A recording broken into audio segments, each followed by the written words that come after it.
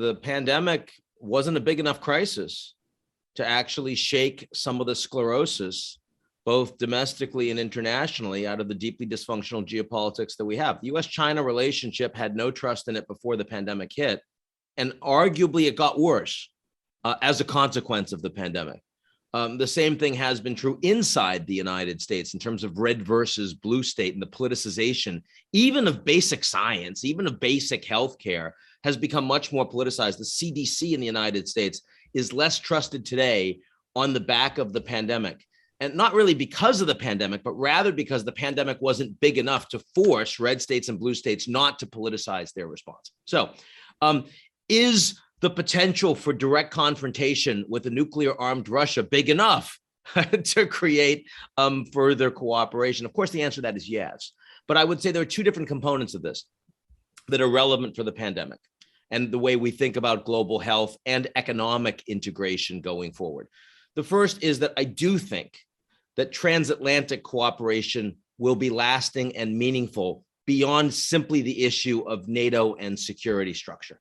So, for example, the UK relationship with the EU through the Brexit process has been so deeply broken. I think this Russia-Ukraine crisis will make that easier. And a UK that has a better and more coherent relationship with the European Union is a useful thing to respond to global health and to support IMF and climate discussions and all the rest going forward.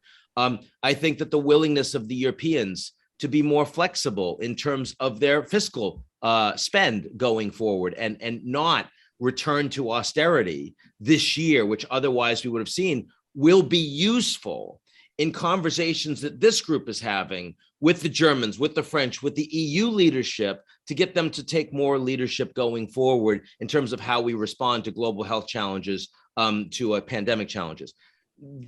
Those are positive silver linings that come out of this crisis. The one that we just don't know yet is China. Right now, the Chinese are friendlier towards the Russians, but they are deeply unhappy about the idea that the Russians have invaded, that this isn't a diplomatic outcome. They have offered to provide some sort of good offices to negotiate between Ukraine and Russia after President Zelensky asked them to. That's just literally in the last few hours. But are we going to come out of this crisis with a China that the United States and the Europeans can work more with? We looked into the barrel of the gun and we realized that we can negotiate together. If that were true, that could clearly facilitate more cooperation in how to respond to global health and economic crises going forward.